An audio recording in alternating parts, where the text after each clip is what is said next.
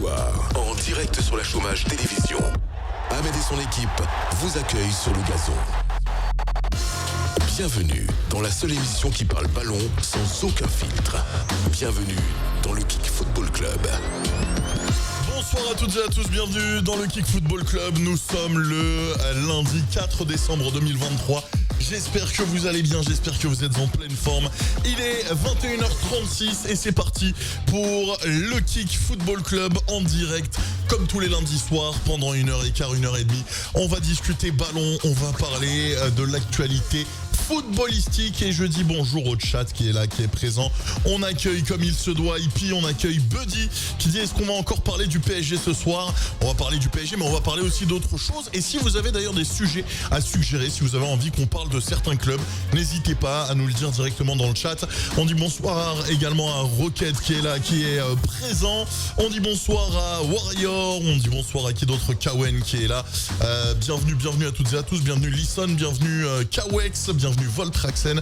Alors ce soir, pas de multi-streaming, histoire de donner quand même la primeur à vous, viewers de Kick.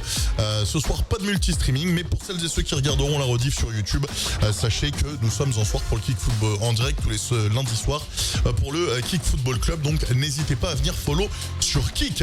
On va accueillir la belle brochette de streamers qui est là, qui m'accompagne, de streamers, de chroniqueurs qui est là et qui m'accompagne tous les lundis soirs. Ils sont présents. On accueille Kevin, Crooklyn et Johan. Bonsoir messieurs, comment allez-vous? Salut. Au top. Johan le Marseillais, Kevin le Parisien, Crook le Lensois. On va faire le tour rapidement de la table. Tiens Crook, ta semaine, comment s'est-elle passée? Début de semaine compliqué, j'ai mal au cul. Fin de semaine, ça allait. C'est une bonne semaine, on verra comment on sera mangé. On va parler de Kevin. Tiens Kevin, ta semaine, elle s'est passée comment? Début de semaine, on a failli avoir mal au cul. Ouais. Semaine, ça s'est mieux passé. Et en parlant de ça, les mecs, non mais juste une chose. On m'avait critiqué, j'attends des excuses par rapport à PSG Newcastle. On m'avait dit, mais tu aimes fou, mais tu aimes fada, jamais Paris va perdre contre Newcastle. On est passé à ça de perdre les mecs, hein. On est passé à ça, hein. Ouais, mais on a loupé 14 occasions, frérot. C'est pas comme si genre. Il y avait aussi des pénaltys non sifflés. Oui. Non mais oui, d'accord. Mais quand je disais oui, moi je vois le match nul. Mais non, mais Paris va à domicile, va gagner contre Newcastle. Elle est grosse comme ça. Hein. La chatte à Dédé. Ah ouais. Mais c'est clair. Mbappé, il a tout dit. Il y a trop d'occasions et c'est pas concrétisé. C'est dommage. Et on va finir par celui qui doit être content aujourd'hui, puisque enfin, ça y est, une 5e victoire pour les Phocéens. C'est Johan, comment ça va mon yo-yo? Au top. 2 victoires en 3 jours, c'était pas arrivé depuis le mois d'avril, donc on savoure. Et c'est pas un poisson d'avril en plus. Non, Yo-Yo qui doit être content hein, parce que c'est enfin la 5e victoire de l'Olympique de Marseille. Et on va en parler bien évidemment. On parlera aussi de Lens, du Paris Saint-Germain, mais pas que. On parlera de tous les clubs dont vous avez envie qu'on parle. Donc n'hésitez pas à proposer des sujets dans le chat. Est-ce que tout le monde est prêt? Est-ce que tout le monde est chaud? Allez. On y va, c'est parti, mesdames et messieurs, c'est le Kick Football Club, let's go.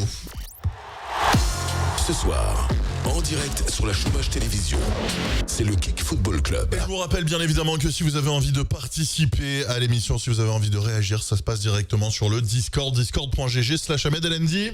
Tu veux passer à l'antenne pour réagir? Ça se passe sur le Discord de la Chômage Télévision. Tape Discord dans le chat et mets-toi dans le vocal standard. Dans le chat, on a Rocket qui dit pour une fois Ahmed que tu trouves un résultat. Ouais, c'est vrai. Bienvenue Misier, bienvenue à toutes et à tous. Installez-vous tranquillement, confortablement.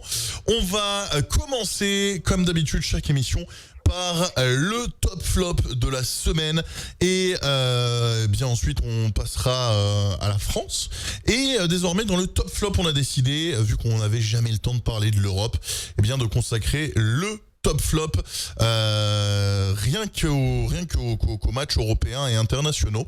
Et on va commencer par le top de Kevin. Kevin qui va nous parler notamment du spectacle en Première Ligue. Ouais, alors c'est vrai qu'on a l'habitude de parler grandement de la Ligue 1 ici, normal, parce que nous sommes français, donc c'est normal qu'on s'intéresse à notre football. Mais c'est vrai que quand tu regardes un petit peu ailleurs le spectacle, tu te dis putain, qu'est-ce que c'est beau. La Première Ligue, c'est incroyable. Je pense que cette saison, il n'y a même pas de débat pour dire que c'est le meilleur championnat du monde actuellement, et puis même depuis un petit moment déjà. Tu regardes des matchs où tu te dis c'est toute somme classique, un Liverpool-Fulham, c'est comme si en France tu regardais typiquement un Paris Saint-Germain, Le Havre ou un PSG Reims, tu vois, et ça se termine en 4-3 avec victoire de Liverpool, des buts de fou, des buts C'est de vrai. McAllister, des machins. T'as des Tottenham City, des matchs de dingue. On a eu un City-Chelsea il y a pas longtemps, pareil, avec un 3 partout. Enfin, le spectacle cette saison en Première Ligue est incroyable. Et, euh, et puis non, franchement, je suis content. Même si, dans mon flop, il y a quand même un petit truc, on en parlera dans quelques instants. Tout n'est pas rose non plus. On va enchaîner avec Crook, vu que c'est toi qui est à l'antenne. Crook, qui voulait nous parler du tirage de l'Euro 2024.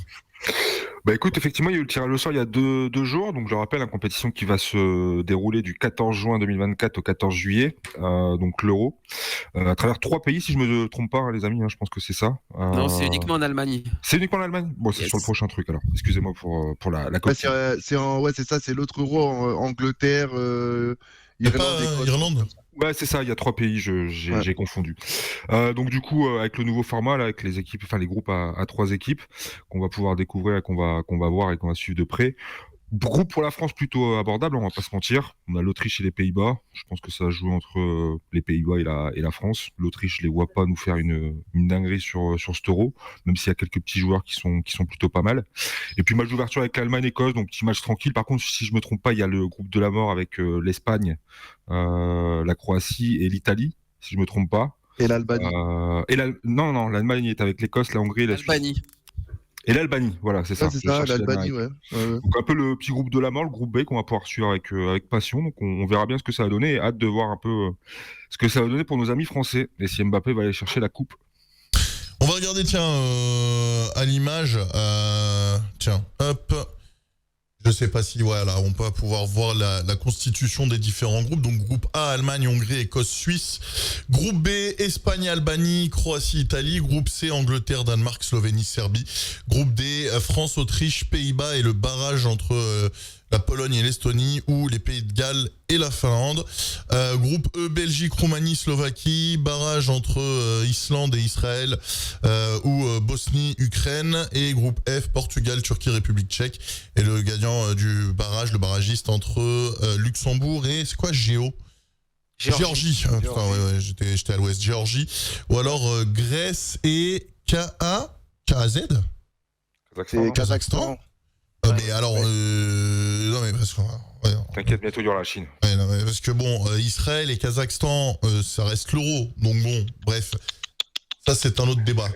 On rentre pas là-dedans. Non, mais bon, non mais je parle aussi du Kazakhstan. Qu'est-ce que le Kazakhstan oui, fout là? Ahmed. Oui, Mais Ahmed. c'est pas en Europe, je suis désolé, c'est en Asie. Oui, Ahmed, oui, d'accord. C'est bon, stop, tu t'enlises. Avançons. On va finir en tendance, on va rien comprendre. mais ça va bien. Allez, le top de Yo-Yo. Toi, tu voulais parler du Milan Serie A. et de la Ouais, Serie A.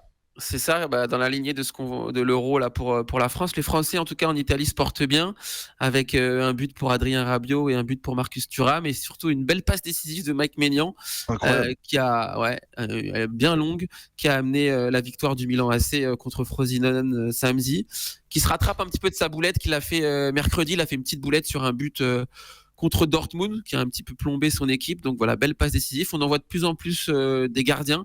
Donc c'est cool, parce qu'on dit toujours qu'il faut relancer court, mais tout le monde n'est pas Guardiola. Donc voilà, quand on joue long, ça peut amener du danger également. Donc voilà, les Français vont bien en Serie A, et pourvu que ça dure. Avant de passer au flop, juste un petit point parce que on est sur Kick et que c'est le Kick Football Club. À l'heure actuelle, au moment où je vous parle, Everton gagne 5-0 face à Southampton en match de Première Ligue en U21. Enfin non, c'est pas la Première Ligue, c'est la Ligue 2, je crois. C'est les jeunes, ça? Ouais, les U21 qui gagnent 5-0. Voilà, Everton U21 contre Southampton U21 live Première Ligue 2 action.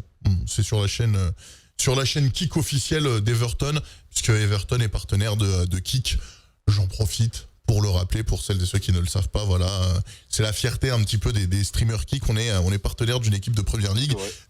Même chez les adultes, sur le maillot, il y a le logo de Kick. Donc voilà, c'était le petit point. On veut des places pour Goodison, hein. Je peux essayer de voir si je pourrais essayer d'en négocier en vrai. Hein. Je te jure, ça serait stylé d'aller à Goodison Park. En vrai. Derby. Mais en vrai, contre... vas-y, go, je vais essayer de demander... Je sais pas si le staff de Kick France... Je sais pas si le staff de Kick France est là dans le chat, mais si jamais il y a le staff de Kick France, envoyez-moi un DM s'il y a moyen de gérer ça. Et pourquoi pas faire ce serait incroyable, mais pourquoi pas faire un Kick Football Club en direct de là-bas, hein. Ah ouais, je te jure, magnifique. Ce serait stylé. Ce serait stylé. Bon les mecs dans le chat, clippez ça et comme ça j'envoie ça au staff de Kick France. Objectif avant le mois de juin, faire un Kick Football Club en direct pour un match d'Everton. Sur la semaine marseillaise des Phocéens, moi Johan, je te laisse la parole. Ouais, belle semaine pour une fois, semaine avec 2 victoires importantes. Une qui jouait un petit peu notre avenir européen pour l'année prochaine. On a réussi à battre l'Ajax au terme d'un beau match pour le grand public, spectaculaire, peut-être un peu moins pour les entraîneurs, parce qu'il y a eu beaucoup de lacunes techniques, tactiques et beaucoup de carences défensives. Mais il y a eu du spectacle, il y a eu 4-3, des rebondissements, donc un beau match. En plus, c'était sur M6, donc tout le monde a pu regarder. C'était une belle pub pour le football. Et puis une deuxième victoire hier contre Rennes, un peu plus laborieuse. Pas un grand spectacle, mais l'essentiel, j'ai envie de te dire, en ce moment, quand tu es dans le trou, c'est de gagner, c'est de se rassurer, c'est de prendre des points. Le contenu compte un petit peu moins dans cette période-là. Donc c'est positif dans ce qui est résultat, dans ce qui est dynamique, dans ce qui est moral. Après, on repassera pour le contenu qui était bien plus pauvre. Voilà, un petit big up à Aubameyang qui a débloqué son compteur, qui a mis 3 buts jeudi et 1 hier. Bon, il y a eu 3 pénaltys dans l'histoire, mais il faut les mettre, surtout à la 90e minute. Puis il a mis un beau ciseau retourné. Je suis pas forcément rassuré pour la suite parce qu'on n'a pas de garantie en termes de jeu, en termes on ne sait pas sur quoi s'appuyer. Mais bon, on peut respirer un petit peu mieux, on sort un petit peu de la tête de l'eau, on peut regarder un peu plus en haut qu'en bas. Donc positif, on joue dans 2 jours, mercredi, contre Lyon. Il faudrait gagner pour sortir définitivement de cette période noire. Donc voilà, un petit peu d'éclaircie dans cette saison qui est bien grise du côté de la belle cité phocéenne. Et c'est seulement la 5e victoire en 13 journées quand même, hein, mine de rien. Ouais, on a fait beaucoup de nuls. On est invaincu à la maison. Je crois qu'on a pris qu'un but à domicile. Mais c'est vrai que on a connu une période noire avec l'enchaînement des matchs contre Paris, Monaco et autres où on a perdu beaucoup de matchs. Question de Kevin. Une question hashtag équipe de Greg. Aubameyang a marqué des buts. Est-ce que ça serait pas l'année d'Aubameyang? Commence à foutre la merde, Kevin. Non, c'est pas l'année d'Aubameyang. Après, je pense que les attaquants, c'est des gens qui marchent beaucoup à la confiance et à l'affect, donc ça va lui faire du bien. Mais bon, comme je te dis, sur les 4 buts, il y a 3 pénaux, il y a un superbe ciseau. Donc pour l'instant, on va pas s'enflammer. Hein. Je t'ai envie de te dire, la semaine d'Aubameyang, c'est un peu la semaine de Marseille. On est rassuré sur les résultats. Après, il n'y a rien sur quoi on peut s'accrocher sur le contenu, malheureusement. Très bien. On ressent pas la patte Gattuso en fait, c'est-à-dire que je comprends pas ce qu'il veut mettre en place. Il veut essayer de jouer en contre, en transition, mais le problème c'est qu'en contre on se procure pas d'occasion, donc c'est assez flou en fait dans ce qu'il veut mettre en place. Après, il faut dire que les joueurs qui sont sur le terrain, je trouve, ils apportent pas grand-chose. Bon, je sais qu'il y a des grands fans de Azdin Ounahi, mais moi je trouve que ce joueur il a surperformé. On parlait de joueurs qui surperformaient tout à l'heure avec Naples. Je trouve que c'est un joueur qui a surperformé pendant la Coupe du Monde. Il était dans un bon groupe, dans un bon moment, avec de bonnes conditions, tout ça. Donc il a pu être au maximum de ses capacités. Mais c'est vrai que dans un autre contexte, on voit que c'est un peu plus compliqué pour lui. Ouais, c'est un joueur qui a aucune référence. En fait, il a fait un bon mondial, mais en club, il a jamais vraiment surperformé. Ça fait un an qu'il est là, on n'a rien vu. Alors, on a toujours tendance à lui trouver des excuses. Ouais, il joue pas à son poste. Ouais, il a été blessé, mais c'est vrai que pour l'instant, on attend beaucoup plus de lui. Mais comme globalement, depuis tous les recrues depuis un an, c'est-à-dire que le mercato d'hiver l'année dernière, il a été raté. Pour rappel, c'était Malinowski, Unai et Vitinha, donc 3 flops. Et le mercato de cet été, il a été globalement raté aussi. Donc on est. 3 flops à 50 millions quand même. Ouais, c'est ça, quasiment. Concernant le classement, on va faire le point justement sur le classement de la Ligue 1. Juste avant, j'en profite pour embrasser Mahmoud, mon cousin. Voilà, Mahmoud qui vient de follow la chaîne Kik. Il était temps, j'ai envie de dire. Voilà, donc salam alaikum mon Mahmoud, bienvenue. On parle de football allez, l'Espérance sportive de Tunis. Viva Taraji. Le classement de la Ligue 1 avec Marseille donc qui est 9e, 17 points après 13 journées. C'est autant pour moi, c'est que la 4e victoire. Je disais la 5e victoire, mais non, ce n'est que la 4e victoire de l'Olympique de Marseille en Ligue 1 après 13 journées. C'est 5 nuls et 4 défaites. Marseille qui est donc 9e derrière Nantes, derrière Brest, derrière Lens qui est 6e avec 22 points après 14 journées et le Paris Saint-Germain donc premier du classement juste avant l'OGC Nice qui cumule 29 points. Quelle surprise d'être leader quand même. Étonnant. En plus, première défaite de Nice, donc tant mieux pour Paris. L'OM qui a un match en moins, qui joue contre Lyon dans 2 jours. Donc, c'est ça, qui joue ce mercredi. De se rapprocher des places. S'ils gagnent, ils peuvent grimper où là? Bah alors s'ils gagnent, ils prennent 3 points, donc en gros ils passeraient 8e, juste derrière le Stade brestois. Ok. Parce que l'important c'est les 3 points. Ouais, et après on enchaîne à Lorient, c'est la semaine prochaine, donc une semaine plutôt abordable. C'est quoi là, après les derniers matchs de Marseille là? Voilà, j'ai que le prochain en tête avec Lyon et Lorient, et après il reste 2-3 matchs mais abordables, je crois qu'on a passé le plus dur. Il y aura donc Lyon, ça c'est mercredi, ensuite il y a Lorient, ensuite il y a Clermont et ensuite Montpellier. Ça va. Ouais, ça va. Ouais, mais Montpellier c'est des matchs un peu chiants là-bas. Hein. Oui, je suis d'accord. Donc voilà. C'est le genre de match où tu peux perdre 3 points. S'ils prennent les 9 points, en vrai, je pense qu'ils se relancent entre guillemets quoi. Enfin, ils sont pas largués. Ça serait bien. Bah tiens, Crook, on va continuer de remonter le classement et on va faire le point sur la semaine du RC Lens.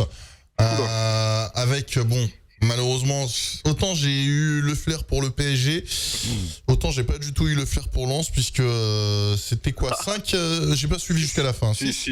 C'est ça? Rajoute-en. Ok, ouais. Je m'étais arrêté à 5-0, personnellement. Oh, t'inquiète, à 5-0, j'étais bourré, je regardais plus le match. On a vu dans le chat. Hein. Oui, tout à fait. J'étais un peu excédé, on va dire. De Jordan Barella, là. Bon, Crook, la semaine du RC Lens. Alors, si on commence par notre déplacement à Londres, donc... que tu as fait? Compliqué. Non. D'accord. Non, malheureusement. En fait, ce qui se passe, je trouve que pour moi, alors je pense que les joueurs ont un peu de... ça a été compliqué. Il y a plusieurs paramètres qui rentrent en compte. Je pense que pour moi, le premier, je pense que Ace, quand tu vois la compo qu'il aligne, il y va pour aller chercher un match nul. Quand tu vois qu'il met Idara titulaire, il met pas Machado, il essaye vraiment pas de mettre tout en œuvre dans son équipe, dans son dispositif pour essayer d'aller chercher quelque chose et de jouer du lance en fait, d'avoir rien à perdre. Là, on sentait qu'ils avaient quelque chose à perdre, ils ont pas voulu se montrer. Bah, c'est Makache, t'en prends 4 en 25 minutes et après il y a le 5e qui arrive par Odegaard. Ça a été une soirée assez noire pour nous. Après, on va pas se plaindre. Voilà, ça fait 20 ans, il y a 3 ans, on était en Ligue 2. C'est toujours l'argument qu'on ressort. On a fait le déplacement à l'Emirates. Moi, ce que je tiens à souligner, c'est vraiment les supporters qui n'ont pas arrêté de chanter du début à la fin. Ouais, bravo. Même à 6-0, le parcage, ça sautait, ça chantait. Il y a eu quelques petits incidents avec des jets de projectiles entre supporters d'Arsenal et de Lens. Voilà, c'est tout. Après, c'est un déplacement à faire. Je pense que les mecs qui ont été là-bas, ils ont kiffé. Ils ont vu comment dire, le stade d'Arsenal. Ils ont pu se balader un peu dans Londres. Et je pense qu'il y a eu que ça parce qu'au final, on s'est fait casser le cul, pour être honnête. C'est dommage. Maintenant, on est éliminé de la Ligue Europa pour la simple et bonne raison. Ligue des Champions. Eindhoven nous a fait Ligue des Champions, pardon. Eindhoven nous a fait une dinguerie contre Séville, mené à 2-0, ils reviennent à 3-2 dans les arrêts de jeu, je crois, si je me trompe pas. Donc forcément, ils nous mettent à 3 points avec la différence particulière. Je le rappelle, en Ligue des Champions, c'est pas la différence de but, c'est les confrontations directes. Lens perd à Eindhoven et Eindhoven fait match nul à Lens, donc on est complètement éliminé de la Ligue des Champions. Donc on va jouer une petite finale pour la Ligue Europa à domicile, donc à Bollaert, mardi prochain, 18h45 contre Séville. Contre le spécialiste, contre le spécialiste de la Ligue Europa. Et c'est ce qui me fait peur. Honnêtement, c'est ce qui me fait peur parce que c'est Mais comme ils sont tu dans dis, le les trou là. spécialistes. Oui, je sais qu'ils ont pris 4-0 la semaine dernière, je crois, contre la Real Sociedad. Je sais pas ce qu'ils ont fait ce week-end. Je sais pas si quelqu'un a suivi ce qu'a fait. Ils ont fait Séville match nul contre Villarreal. Ok. Donc à voir. On verra à quelle sauce on va être mangé. Donc Je pense que ça va le faire. c'était une campagne, moi en tant que supporter, plutôt intéressante. Je vais pas mentir. Surtout le début. Après, on s'est un peu écroulé. On est quand même sur un budget à 100-120 millions. On est en face avec des équipes qui ont des budgets 3, 4, 5, 6 fois plus élevés que le nôtre. Donc on a essayé de faire un peu le nécessaire par rapport à ce qu'on pouvait faire. On a atteint notre plafond de verre, notamment contre Arsenal, ça s'est ressenti direct. Il y avait une différence de niveau, c'était chirurgical. Après, pour basculer sur la Ligue 1, alors j'ai été au stade pareil contre Lyon. Je vais pas mentir, j'ai un peu appréhendé le renouveau de Pierre Sage. Donc je le rappelle, Grosso a été limogé de Lyon. C'est Pierre Sage, si je me trompe pas, qui entraînait la réserve, qui a repris la tête de l'Olympique Lyonnais. Je vais pas mentir. Je pensais honnêtement que Lens allait potentiellement relancer Lyon. Quand on voit les actions qu'a fait Lyon, pour moi, c'est pas une équipe qui est dernière de Ligue 1. Il y a certaines actions, notamment un arrêt de Samba sur sa ligne qui est stratosphérique, avec une combinaison en 1-2 sur 60-70 mètres, qui était exceptionnelle. Et au final, Samba est derrière et il arrête le but, enfin il arrête le potentiel but. Et on arrive quand même à gagner 3-2, donc on s'est réveillé, on a eu une petite révolte. On est mené à 0, on égalise. Après, mention spéciale, bon après ça n'a rien à voir, mais c'était, on va dire, le petit truc. Il y a un supporter de Lens qui nous a quittés il y a quelques jours, et Wesley Saïd a marqué un but à la minute de l'hommage aux supporters, en face à face à Lopez. Il a marqué le but, donc c'était plutôt sympa, je pense, même pour la famille et tout. C'est toujours pas évident ce genre de choses, donc c'était un peu le hasard, mais c'était plutôt sympa. Après, une très bonne ambiance. Et je pense que Lens, honnêtement, on est sur une série de 9 matchs sans défaite. Je tiens à le rappeler, on est sorti du mois d'août, tout le monde nous tombait dessus, la presse c'était Lens, c'est terminé, ils ont fait une saison stratosphérique, on s'est pris une quille par Monaco, par Paris direct d'entrée de jeu début de saison, on a eu du mal à sortir la tête de l'eau, et depuis fin septembre, depuis le match de Séville, on enchaîne les résultats entre guillemets, donc 6 victoires, 6 victoires, 3 matchs nuls, donc pour l'instant on continue sur notre lancée, et on verra bien ce qui va se passer ce week-end c'est Montpellier extérieur, donc on verra comment ça va se terminer, et pour moi les deux rendez-vous que j'attends c'est Reims domicile et Nice extérieur. Apparemment, il y a eu un petit penalty litigieux contre Lyon. J'ai vu les Lyonnais se plaindre beaucoup de ce péno. Moi, je trouve qu'il est pas honteux, dans le sens où tu peux le siffler ou tu ne peux pas le siffler. Après, je pense que c'est toujours pareil. Quand tu vois le match de Lyon, dans le contenu, je pense qu'il y a des regrets à avoir. Parce que honnêtement, je pense que c'était le match, entre guillemets, le plus abouti de l'Olympique Lyonnais depuis le début de saison. Je sais pas si vous avez regardé un peu le match. Non. C'était pas une équipe une équipe qui était dernière de Ligue 1, quoi. Les mecs qui sont arrivés. Alors, je sais pas si c'est l'effet Pierre Sage, je sais pas si il a pu sonner la révolte. Mais en tout cas, il y a des joueurs qui se montrent un peu plus. D'ailleurs, la Casette qui est revenu en tant que titulaire, qui a vendangé quand même pas mal d'occasions, un ou deux face à face. Bon, après Samba était stratosphérique. J'avais vu dans le résumé, ouais. Donc voilà, après tant mieux pour nous, on gagne 3-2, on arrive à mettre notre but à la fin. Donc on va dire que c'est une semaine plutôt moyenne pour Lens, parce que c'est vrai qu'en tant que supporter, j'aurais préféré faire au moins quelque chose, au moins pas prendre une quille face à Arsenal, parce que c'était une humiliation, on va pas se mentir, 6-0 honnêtement.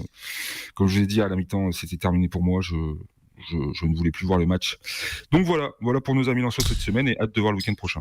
Dans le chat, on a Bibi qui nous dit pourquoi pas Lens gagne la Ligue Europa. Moi, j'aimerais bien. Franchement, ce serait cool que Lens aille choper la Ligue Europa, mais bon, va falloir quand même se ressaisir. Mythix nous dit Lens a un effectif solide en vrai à voir la mi-fin saison de Lens. Epi nous dit la semaine Jurassic Club de Lens, lundi galopin de bière blanche, mardi une canette de 8-6, mercredi un verre de brune, jeudi un demi de blonde, vendredi un boc de bière noire, samedi une ambrée fruitée et dimanche le fût complet. Moi j'aimerais juste parler du Racing Club de Lens et d'un truc moi que j'ai trouvé un peu bon, comment dire, pas choquant mais un peu énonciateur de ce qui allait se passer. C'est les joueurs qui arrivent en fait à Wembley et qui se prennent en photo dans le stade.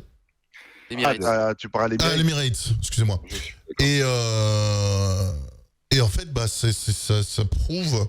Alors oui, ok, c'est quand même un truc emblématique. Voilà, ils sont contents, etc. Mais pour moi, tu fais ça après le match. Tu fais pas ça avant le match. Avant le match, t'es censé être concentré. T'es censé arriver en ayant les crocs. Et pour moi, c'est représentatif de l'état d'esprit dans lequel ils étaient. Pour moi, ils sont pas arrivés en ayant suffisamment les crocs. Ils sont arrivés en tant que pas spectateur, mais en tant que fan et pas en tant que guerrier en fait. 25 minutes, si 4-0 en 25 minutes, c'est honteux. Moi, ça me choque pas, tu vois, des équipes du chapeau 4 qui prennent des photos à Bernabeu, à l'Emirates, ouais, moi aussi. ou un truc. Moi, en vrai, ça me choque pas. Si, par exemple, tu as des joueurs du PSG qui font un truc comme ça oui. Tu vois, on joue à Bernabeu, t'as, je sais pas, moi, Chernour ou des mecs comme ça qui se prennent en selfie. Là, ça me ferait chier parce qu'on est censé être, on va dire, en frontal par rapport à ces équipes-là. Même si, voilà, dans le fond, il y a des classes d'écart. Mais des équipes de chapeau 4, genre des types Copenhague, Lens, Étoile Rouge de Belgrade, elles viennent et prennent des photos dans les gros stades. Moi, je trouve pas ça choquant. C'est même limite un peu compréhensible, tu vois, parce que est-ce que Lens va retourner en Ligue des Champions? Est-ce que ces joueurs-là rejoueront la Ligue des Champions? C'est ça, ils l'avaient jamais joué avant. C'est une expérience d'une vie. Mais tu le fais après, au pire. Bah oui. Est-ce que ça aurait changé la physionomie du match? Je sais pas. Ils sont tombés sur un Arsenal en pleine forme qui est leader de la Première Ligue, qui est injouable. Il y a un écart de niveau technique qui est trop important.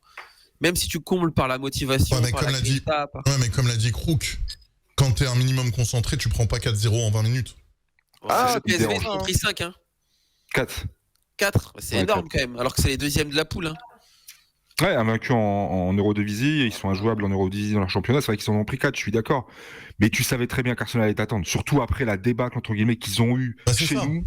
Ils attendaient qu'une chose, c'est de leur montrer, ok, on a eu un faux pas chez vous. Il l'a dit Saliba à la fin du match. Chez nous, c'est mort en fait, on est injouable et c'est ce qui s'est passé.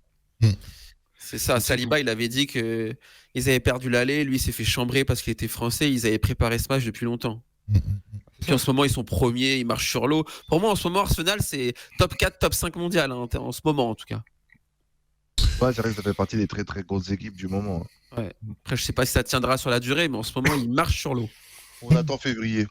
On verra. Alors on a Bibi qui dit tu abuses quand en Coupe de France les petites équipes viennent au parc ou au Vélodrome, c'est les mêmes. Bah ouais, mais pour moi tu t'es pas censé faire ça. T'es censé être dans ton match et puis après peu importe l'issue. Que tu perdes ou que tu gagnes, là oui ok tu fais tes photos machin, tu poses même avec Mbappé si tu veux, mais pour moi pas avant le match. Avant le match tu dois être concentré, tu dois être focus et tu dois limite ça doit être ton pire ennemi en fait. La semaine de Paris, Kevin.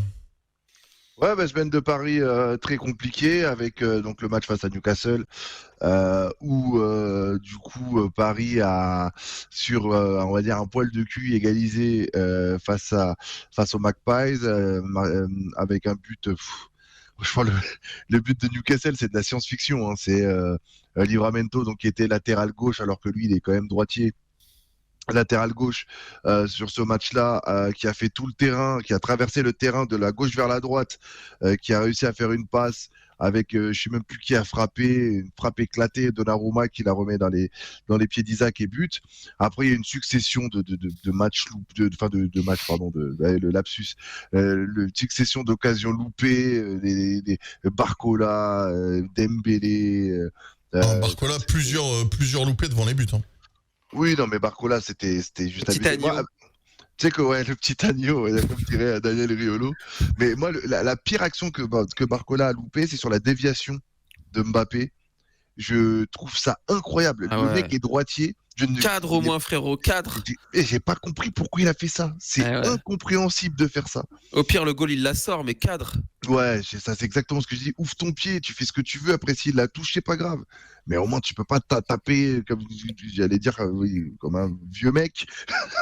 Comme un vieux mec dans le petit filet, c'est pas possible. Donc voilà, ce match qui nous met dans... en tout cas, ça va donner un beau finish donc mercredi en 8. Donc mercredi de la semaine prochaine face à Dortmund, un match qu'il faut absolument gagner pour passer premier et surtout se qualifier, peu importe le résultat de Newcastle. Et pour revenir donc à ce qui s'est passé hier en Ligue 1, pareil, des trucs encore énormes à raconter, une défense, enfin une équipe expérimentale. Vraiment, moi, j'ai l'impression en fait que Luis Enrique, il prend le 20 minutes, il regarde l'horoscope, il commence à dire ben lui c'est pas mal, lui, bah vas-y, lui je vais l'aligner. Non, mais de mettre Solaire arrière gauche, de mettre des Danilo Mukiele en défense centrale. Bon, certes c'est le Havre en face, mais quand même, tu peux pas t'amuser de faire des trucs comme ça. Et du coup, voilà, on l'a payé. Mauvaise appréciation de Mukiele, Donnarumma qui sort. Enfin, même si le gars apprécie mal, je ne comprends pas comment ton corps peut produire ce genre de geste. Je n'arrive pas à comprendre. C'est incroyable. La balle est à mi-hauteur. Il arrivait à mettre un switch in musique à la tête d'un mec. C'est ce que je trouve ça quand même incroyable. Et donc du coup, le mec est sorti. Et la bonne nouvelle dans tout ça, c'est que le gardien remplaçant, il n'est pas si dégueulasse que ça. Voilà. Le Arnaout Tenas, là. Et il a fait vraiment un excellent match. Et sinon, dans le jeu, moi, il y a des mecs, franchement, qui m'énervent. Si on peut faire un top flop assez rapide, moi, Dembélé, franchement, il me sort par les trous de yeux parce que j'ai l'impression en fait qu'il joue avec dédain, avec nonchalance et tout. Qui ça ? Dembélé, c'est un tout droit. Le mec, c'est un tout droit, quoi. Le gars, il prend le ballon, il court. Voilà, il fait que ça, il court, il apporte rien. Hier, c'était vraiment de la merde en boîte. Dembélé m'a rendu ouf. Et le mec, vraiment, qui doit être titulaire à tous les matchs, je suis désolé, mais c'est Vitinha. Vitinha, il a rehaussé. Ouais, il marque hier et surtout que dans le jeu, enfin, le mec, il apporte la technique, c'est lui qui ressort les ballons proprement.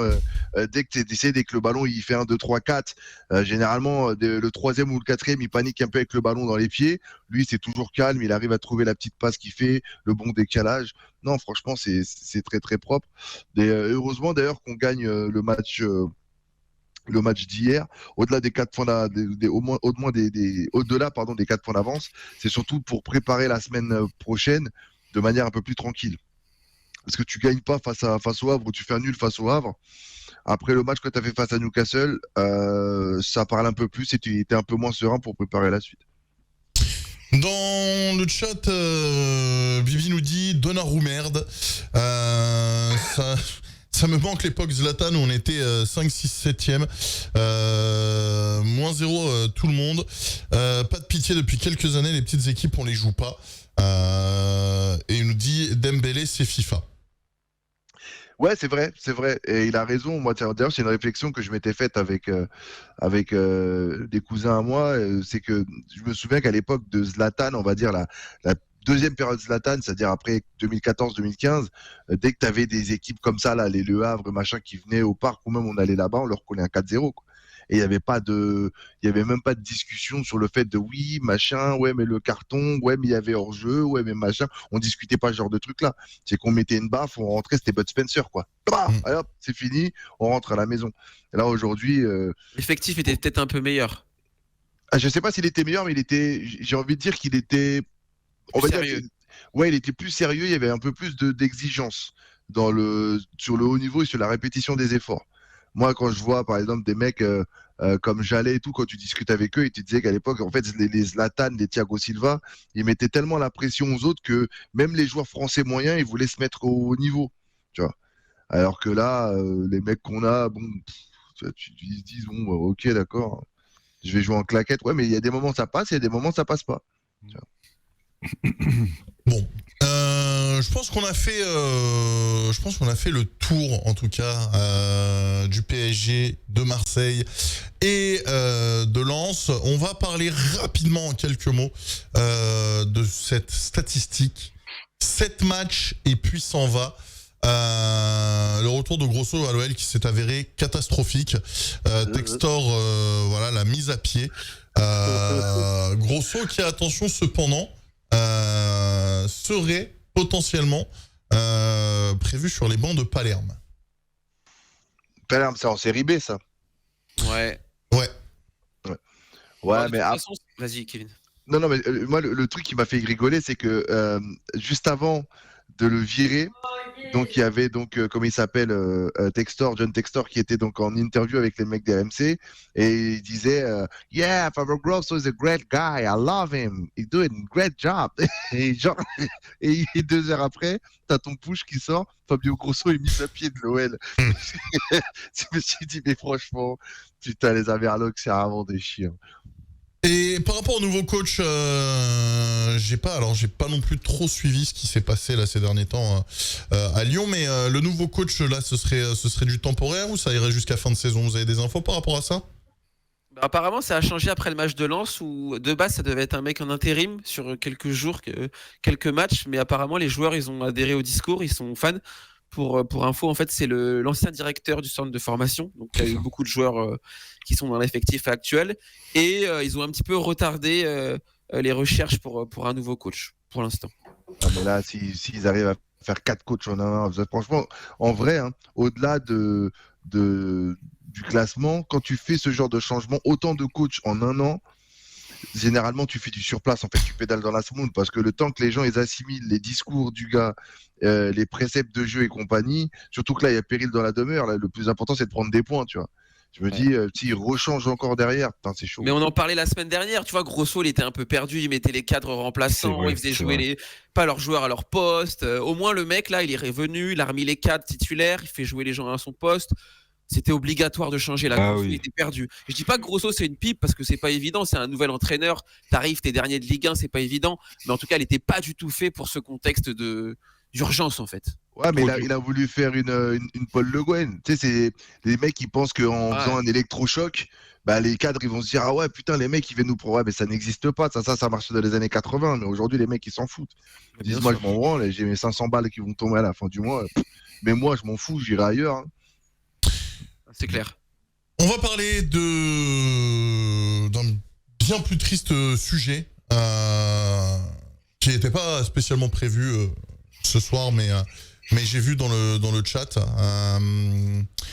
Il voulait qu'on en parle. Le supporter nantais qui a perdu la vie samedi soir avant Nantes-Nice. En gros, pour celles et ceux qui n'ont pas suivi, voilà, faut qu'on en parle aussi dans le Kick Football Club. Il y a un groupe d'ultras de la Brigade Loire, les ultras de Nantes, qui en gros étaient posés dans un bar. Et bon, voilà, avec l'alcool faisant, et puis bon, les chambrages entre différents supporters, il s'est avéré qu'il y a un groupe de supporters niçois qui donc étaient dans divers VTC, qui ont été pris en charge à la gare de Nantes, direction le stade de la Beaujoire. Et à un moment donné, bon, bah, les VTC se sont retrouvés dans des bouchons devant un bar de supporters de la Brigade Loire. Ça a commencé à se chauffer, des noms d'oiseaux, des machins. Puis après, ça a commencé à chahuter un peu les VTC. Il y en a certains qui se sont fait agresser.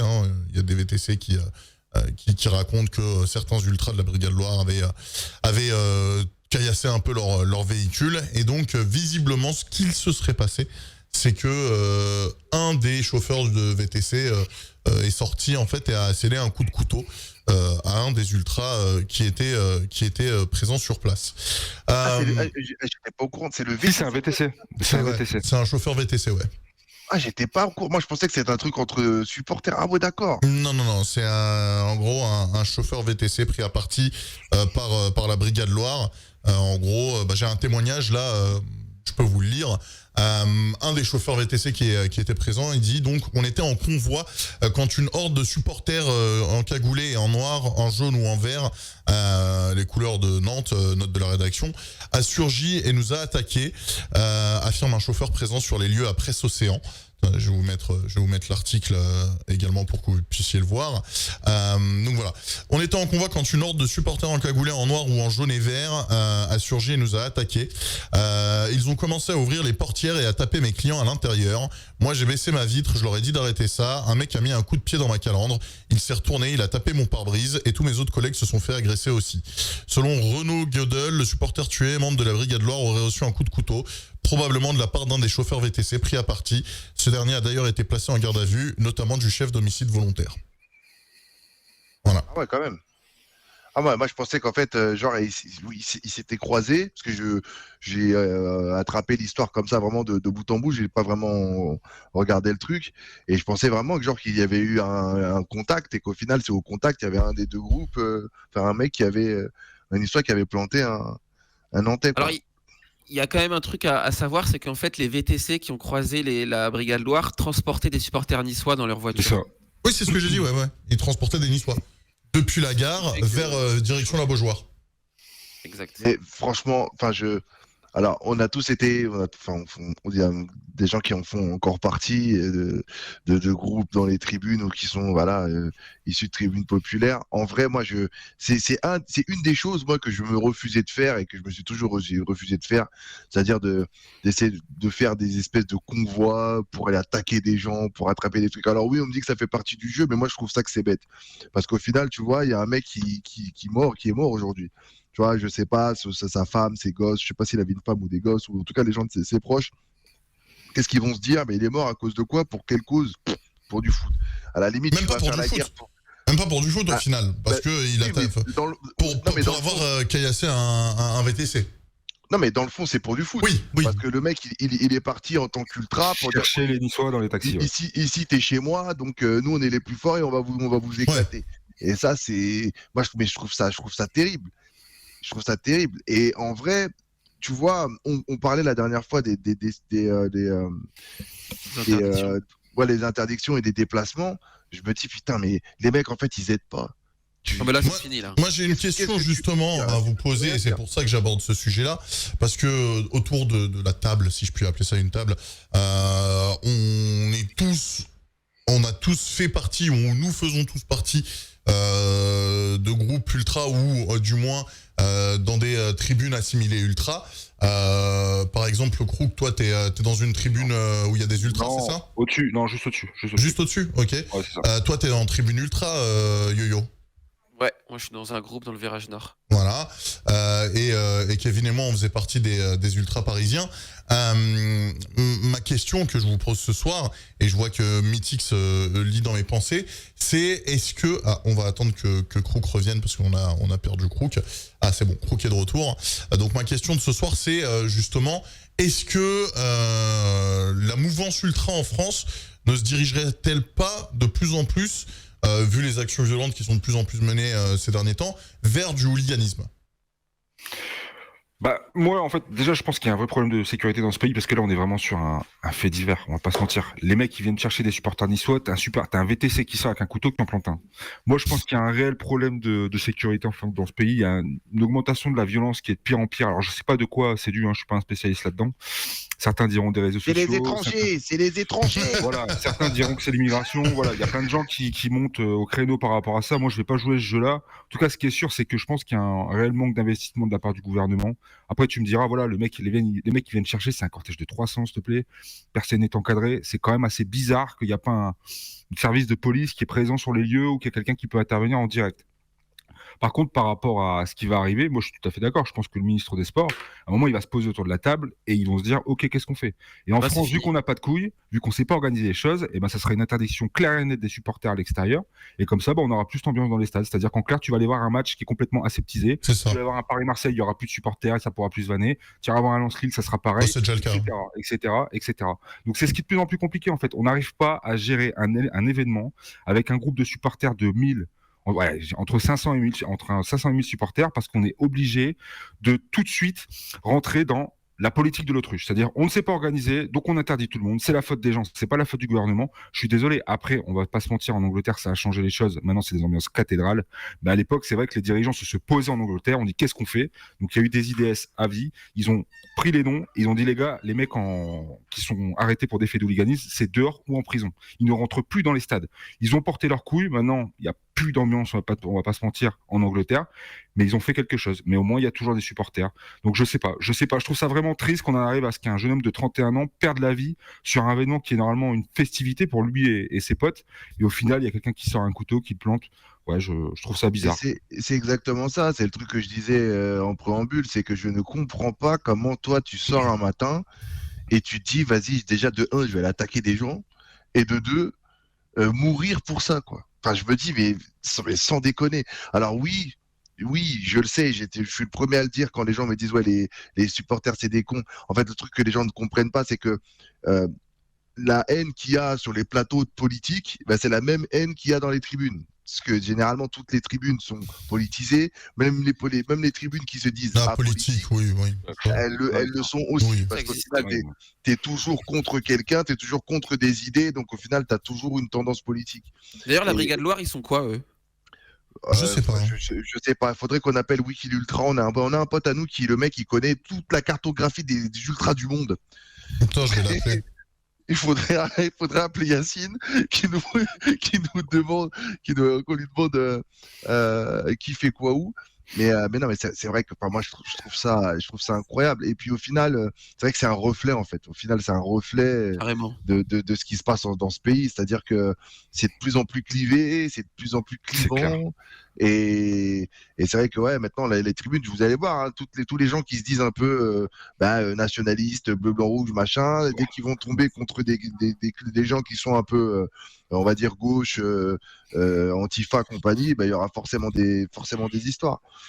Bah bien sûr, de toute façon c'est le reflet de ce qui se passe en ce moment dans la société. On est quand même dans un climat qui est hyper violent, il y a des morts tous les 3 jours, il y a eu Thomas il y a une semaine, il y a un mec encore à Paris hier qui a poignardé quelqu'un, et le foot c'est l'opium du peuple, donc c'est le reflet de la société, surtout que les supporters ultra, quasiment 99%, ils ont tous un avis politique ou une opinion, donc en fait le stade c'est juste le reflet de ce qui se passe en ce moment dans le monde et en France, et c'est un climat qui est hyper violent. Et là, de ce que j'ai entendu de la ministre ce matin, c'est terminé les déplacements, c'est fini. Oui, tous les matchs. C'était sûr. Les matchs sans danger, elle a dit que ça pourrait être possible, mais où il n'y a pas de danger en fait. Nantes-Nice de base, il n'y a pas de danger. Hein.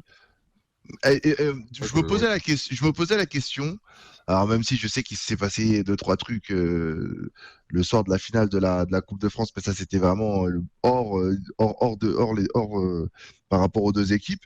Mais je sais pas, est-ce que ce soir-là il y a eu un antagonisme parce qu'il y a eu, je sais pas, des Coupe de France. finale de Coupe de France. Non, la Nantes-Nice, celle d'avant, où Nantes gagne. Il n'y a rien qui est sorti en tout cas dans les échos. Donc c'est pour ça que tu vois, je me dis peut-être que oui, après je dirais que même nous dans notre microcosme de monde de supporters, généralement dès qu'il y a des trucs comme ça, on le sait. Moi, j'ai pas entendu parler de ça, donc au début je me suis dit peut-être qu'il y a eu un précédent qui a fait que. Mais là, si c'est juste putain, il y a un mec qui a pas ton maillot et tu le vois, tu dis tu vas aller pour le taper, et au final tu meurs. Je dis, merde. Là, c'est même pas ça, c'est qu'il a tapé sur sa voiture, le mec est sorti, il a mis un coup de couteau en fait. J'ai eu la réponse, messieurs. J'ai appelé Wikicine. Alors, officiellement, la Brigade Loire est apolitique, mais il y a certains membres de l'extrême droite et de l'ultra droite au sein de la Brigade Loire. Ils sont amis alors, pourquoi ils sont tapés là? C'est vrai, ils sont amis. Il est con. Mais je comprends pas. Voilà, ils sont amis avec Lille, ça c'est certain. Ah ouais, ça c'est sûr. Oui, il y a. J'ai failli mourir une fois là-bas. C'est à Nice? Ouais, à Lille. Pourquoi?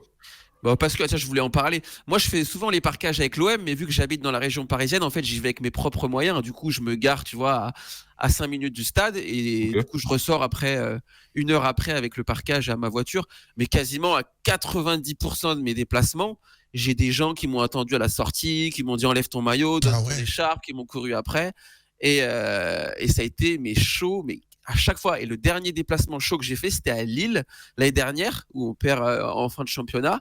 Et là, en fait, on avait un parking un peu réservé pour ceux qui allaient par leurs propres moyens voir l'OM en parquage. Et là, on avait la BSN, Lille et une équipe de Bruges. C'est ça. Cercle Bruges, ouais. Ils sont avec Lille, hein. Qui nous attendaient sur notre parking. Et t'as 15 mecs qui se sont fait fracasser, quoi. Tu sais que nous le jour où Kobe Bryant est décédé d'ailleurs, oui, on était parti à Lille et je me souviens donc on était en car et on attendait donc le cortège policier jusqu'au stade, et donc on était sur une espèce de zone industrielle, enfin zone activité là où il y avait un grand babou là. Okay. Et on était donc avec les cars machin, nous on était tous là, tous déchirés, la sono machin, ça dansait tout ça compagnie. Ça et à un moment donné, bref, ça faisait sa vie quoi. Et à un moment donné, on voit deux J9 tourner autour de nous. Un tour, 2 tours, on se dit c'est quoi ça? Donc tout le monde, évidemment, on range tout ce qu'il faut ranger dans le bus. et on commence à attendre. Et à un moment donné, il y a J9 qui s'est arrêté. Il y a 2 gars qui sont sortis. Mais j'ai jamais vu des gens. C'est-à-dire qu'on courait, on savait même pas où on courait. Je me suis retrouvé dans le babou. Ouais, je me suis retrouvé dans le babou avec le tir qui me regardait comme ça. On rentrait donc dans les cars. On nous avait donné l'ordre de rentrer dans les cars pour ranger le matos, etc. Et d'un seul coup, on entend ouais, courez, ouais. Et là, on se retrouve. Alors, sachant que nous, dans notre car, on était peut-être 50, 60. On était quasi 80. Ouais, voilà, on était quasi 80 dans le car. Sachant qu'il y avait quoi, 5-6 cars sur le parking. Tu t'es retrouvé avec facile 400 pélos sur le parking qui couraient tous dans la même direction sans savoir pourquoi on courait. Parce que voilà, c'est incroyable. Parce que bah, en fait, t'as ce truc où si tu te fais agresser chez les ultras, bah faut défendre tes couleurs, faut défendre parce que pour que les gens comprennent, faut défendre ton matos. Donc en gros les banderoles, etc. et tout, parce que bah il y a certains groupes qui veulent te voler par exemple ta banderole, ton tifo, ton machin, ton truc, et donc t'as ce truc là de protéger son matériel. Mais la différence entre ultra et hooligan, c'est qu'un ultra est censé taper que pour se défendre, là où un hooligan va faire de la rue pour le plaisir. C'est un petit peu con parce que si t'es censé taper que pour te défendre, c'est qu'il y a forcément quelqu'un qui t'a attaqué. Oui. Donc c'est des hooligans. Tu vois. Voilà. Oui. Théoriquement.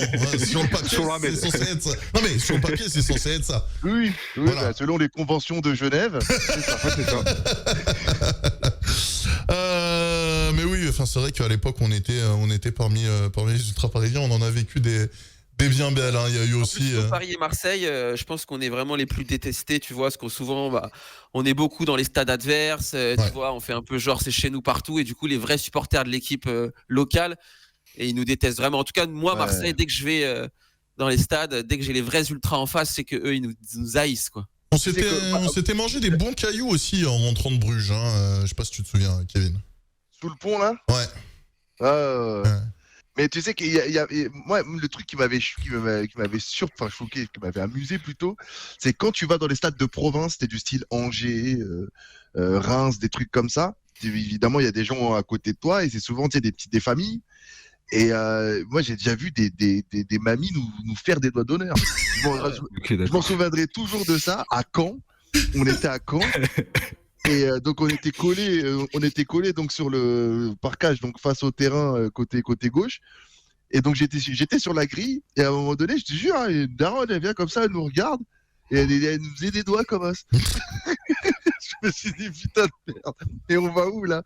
Et c'est des ambiances en vrai, c'est vrai que c'est marrant. Mythix nous disait faudrait peut-être instaurer un filtrage avant d'entrer, mais c'est déjà le cas. Ou intégrer un groupe d'ultra et ficher certains membres ou interdire les plus dangereux, c'est déjà le cas également. C'est-à-dire que t'as je crois que c'est le Sarige, c'est ça? C'est ça, ouais. T'as le Sarige qui existe, qui, vous regarderez, hein, vous ferez gaffe. Alors pour ceux qui font des déplacements, on a déjà eu affaire à eux, mais si vous regardez un peu côté tribune visiteur, généralement vous verrez en fait des mecs en doudoune Adidas bleu clair, Adidas de la tête aux pieds, et en fait il y a marqué police nationale sur leur doudoune. Exactement, et en fait ces mecs-là sont des policiers spécialisés du maintien de l'ordre dans les stades, et donc généralement vous les trouverez graviter autour de la tribune visiteur, et c'est eux qui s'occupent en fait de faire un filtrage. Hein. Quand on est parti justement à Lille, quand Kobe est décédé, il y a un mec du Sarige qui, et en plus alors ces mecs-là sont très bien informés, puisque ils sont renseignés sur la plupart des supporters, et histoire vraie, je me suis fait donc mettre de côté par un des mecs lors du déplacement à Lille, et qui me dit alors comment ça se passe la radio? Et moi j'étais choqué, genre je comprenais pas, et je lui dis mais comment vous me connaissez? Il me fait t'inquiète pas, on connaît tout le monde. Bref, le mec m'a repalpé, sachant qu'il y avait déjà eu une première palpation par les stadiers.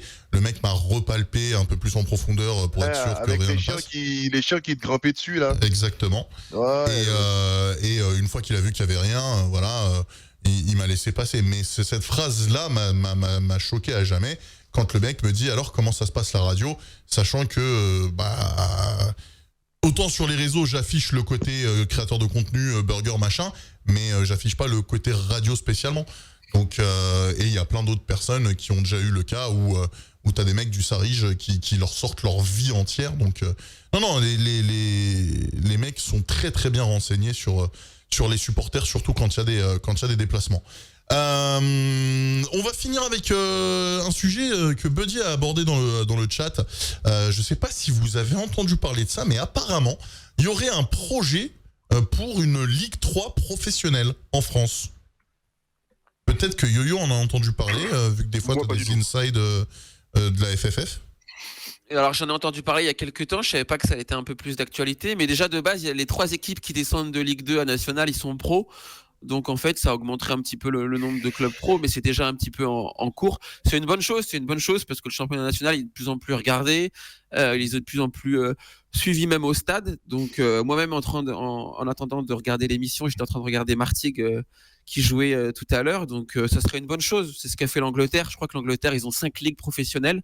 5 Donc, ouais, okay. Je crois qu'ils en ont 5. Donc ça serait bien qu'on suive un peu le pas. Et 3, ça serait bien, surtout que la nationale, c'est un championnat d'un niveau intéressant avec des vrais clubs historiques comme le Red Star par exemple, donc ça serait une bonne chose. Dans le chat on me dit le championnat national, il y a la moitié des clubs pro et la moitié amateurs. Pour moi il y a les 3 qui descendent de Ligue 2. Il reste pro combien de temps? Il y a un certain, c'est 2 ans ou 3 ans, non? Ah peut-être s'il reste plus longtemps, moi je pensais que c'était la première année de la descente. Donc par exemple, je sais pas qui est descendu de Ligue 2 l'année dernière, mais Red Star, non? Le statut, tu le perds, ouais, c'est ça, tu le perds au bout de 2-3 saisons, je crois. Quand tu végètes en national, tu peux perdre ton statut pro, mais tu es quand même semi-pro, on te met pas direct amateur. Il y a Dijon qui est descendu. Je crois qu'il y en a que 2 qui sont descendus. On nous dit le statut, c'est 2 saisons. Ok. Bon, moi, j'espère que j'ai pas eu la nationale. C'est télévisé, c'est sur Canal, donc ça se. J'ai regardé un match de national la dernière fois. Alors t'as aimé? En fait, moi c'était sur la FFF TV, la 3F TV. T'as qu'un seul plan de caméra, donc c'est un peu chiant. Ouais, c'est dur. Et le lundi soir, c'est en même temps que notre émission. Il y a un match qui est retransmis à chaque fois. Il y a le Red Star qui joue pas mal, qui est premier, qui est entraîné par Habib Bey. C'est vraiment spectaculaire. Après, c'est vrai que pour moi, c'est un petit peu. Ils ont mis les mêmes moyens que sur le football féminin, quoi. En fait, le produit n'est pas bien vendu, donc c'est que ça donne pas forcément envie. Déjà que tu vois les matchs, on te dit Martigues contre les Chamois niortais. C'était les seniors contre qui joue Martigues? Ouais, c'est ça, seniors, ouais. Ah bah c'est eux qui sont descendus l'année dernière à Niort. Bah tu te dis, vas-y, ça donne un peu la flemme. Lundi, vas-y, viens, je vais regarder Joséphine. Vraiment avoir des potes qui jouent dedans, quoi. Ouais, de ouf, c'est ça. Bon.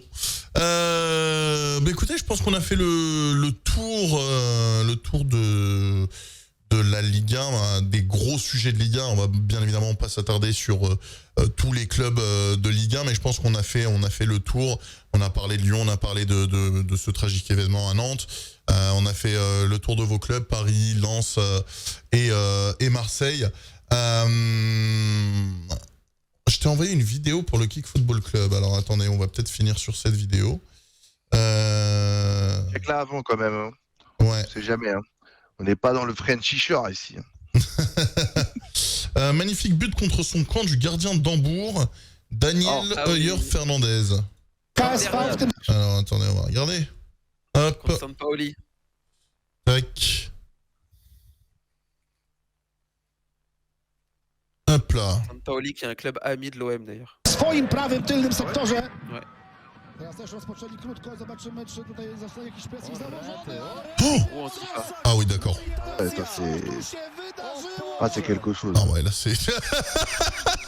C'est un but un peu gag là. Ah mais en plus c'est le derby et d'ailleurs on parlait de tribune et de politique, là on est vraiment sur un club ultra anti-facho de ouf qui est le Sampaoli et Hambourg qui historiquement l'était mais qui depuis quelque temps mais tu vois je trouve que un peu... Hambourg qui est un gros club allemand, peut-être un des plus populaires en Allemagne après le Bayern. Ouais, bah en plus ils ont une Ligue des Champions Hambourg. Hein. Ah ouais, c'est un énorme club en Allemagne, Hambourg. Tu vois, je trouve que c'est très représentatif de la nouvelle méta qu'il y a en ce moment dans le foot, qui est les relances courtes des gardiens. Ouais, c'est vrai. Faut arrêter avec ça, c'est de la merde. Faut arrêter. Les gardiens, moi je le dis, hein, et ce sera peut-être un sujet qu'on pourra aborder dans les prochains Kick Football Club si vous voulez. Mais cette nouvelle mode, et ils en parlaient dans le canal Football Club la dernière fois, les gardiens sont devenus des gros flemmards et maintenant ne font que des relances courtes. Et faut arrêter. Après, c'est Guardiola qui a lancé la mode avec ça. Mais bon, pour moi, Guardiola, c'est un génie du foot. Donc, le mec, s'il le fait, il sait qu'il a les hommes pour le faire. Voilà, c'est pas un gars qui va s'entêter à faire un truc qui va lui causer des points. Guardiola, c'est quand même un mec qui était dogmatique avec son 4-3-3. Il a compris qu'il fallait un petit peu faire évoluer son truc. Il voulait jouer sans neuf. Il a compris qu'il lui fallait un neuf. Et au final, aujourd'hui, il joue en 4-2-3-1, 4-4-2 bizarre hybride avec un vrai neuf et un faux neuf qui lui tourne dessus. Qui lui tourne autour, pardon. Il faut savoir faire la part des choses. D'ailleurs, pour aller dans ton sens, Ahmed, Didier Deschamps, il déteste ça, les relances courtes. Non, pour en avoir un peu discuté avec des gens proches de lui, il a horreur de ça. Non, mais il a bien raison en même temps. Parce que... Il a raison, surtout que Lloris, il a 2 chaussures de sécurité là. C'est bon. Faut pas trop jouer avec ça. Mais Maignan, non. Maignan, non. Maignan un peu plus à l'aise, ouais. Mais bon, Donnarumma en relance courte, bon.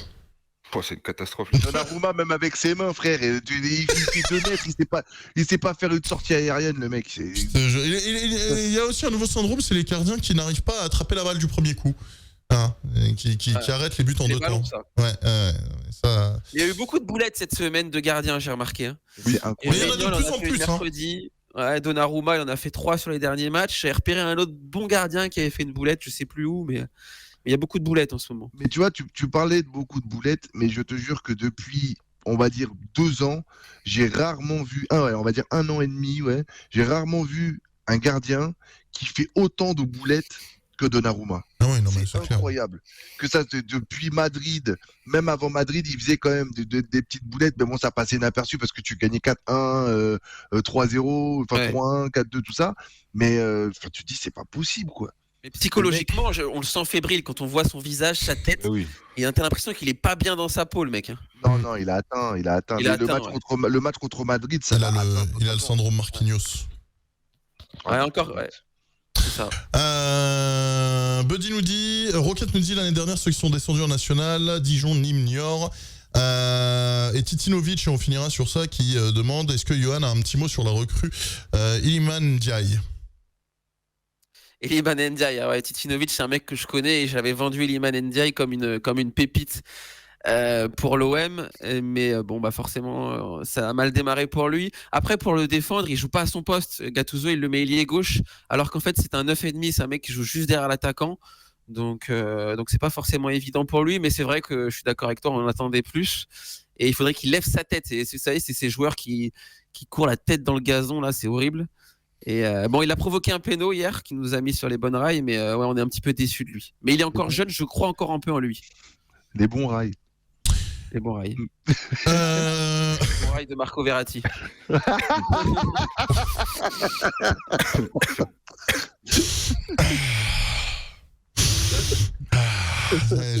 J'aime respirer avec mes grandes narines. Voilà. Bon, Finchi nous dit la faute est partagée, le défenseur qui remet latéralement vers le but. Pourquoi il la met pas devant? Pourquoi remettre en arrière vers les buts pour le but contre son camp? Du coach, hein. Peut-être, ouais. Et bien sûr, c'est un schéma de jeu, ça se voit. Tu peux pas repasser autant de fois par le gardien si c'est pas un schéma de jeu. Faut être fou. Bon, eh bien en tout cas, merci infiniment messieurs d'avoir été présents. Pas de Kick Football Club lundi prochain, car Yo-Yo sera pas là. Crook et Kevin, si vous êtes là, on peut en faire un, ça dépend. J'avoue, j'ai oublié que je suis pas là lundi prochain. Ah, bon, oui, c'est vrai. Et bah du coup... des rendez-vous.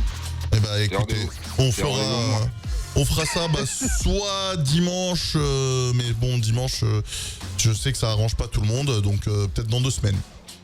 Je pense. Sinon, il y a mardi, c'est quand Dortmund-Paris? C'est mardi ou mercredi? C'est mercredi. On peut faire l'avant-match si vous voulez. On peut faire l'avant-match, oui, en effet, ouais. Ouais, mais mardi, il y a Crook Lens. À 18h45. On peut débriefer Lens et faire moitié sur Lens, moitié sur Paris. Je suis pas certain que Crook soit en état. À quelle heure? Le soir. Avec Ah, quelle heure mercredi 19h30, 20h. Non, mais- Mercredi. Non, Ouais. mardi mercredi. après le match de Lens. Ah, Non, tu veux faire ça mardi après le match de Lens? nous on pensait à mercredi. Mercredi avant le match du PSG. Moi, je suis Avec pas les là coups mercredi. qui tombent et Moi, tout. je suis pas là mercredi. Ah, mais je suis con. Attends, Donc, ah, bah oui, bon, on verra entre nous. On verra entre nous. Quoique, ça pourrait être marrant d'avoir Crook après le match de Lens. Pas du tout. Ouais, j'ai pecno de merde là. Non, pas du tout. D'avoir un Crook totalement sous bière, ça pourrait Avec être. mon téléphone dans les barres de lance.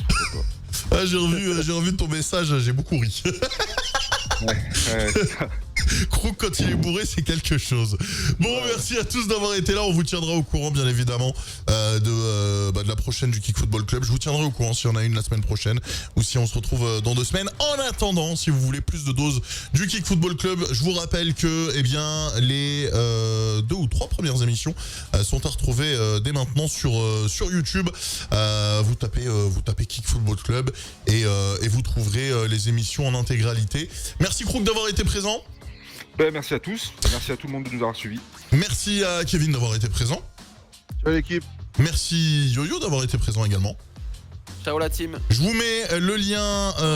Tiens, voilà, il y a les deux premiers Kick Football Club qui sont disponibles sur cette chaîne YouTube. Donc, n'hésitez pas à aller la follow et à aller regarder les rediffusions. Et puis, l'émission de ce soir sera retrouvée d'ici mercredi sur la chaîne YouTube. Je vous fais des bisous à toutes et à tous. Restez là, nous on va revenir avec du Club Pro sur FC24 dans quelques petits instants, le temps de, bien évidemment, couper cette émission pour avoir la rediff de disponible. Merci à ceux qui ne reviendront pas et qui reviendront plus tard. Et puis à tout de suite pour les autres. C'était le Kick Football Club. Ce soir, en direct sur la Chômage Télévision, c'est le Kick Football Club.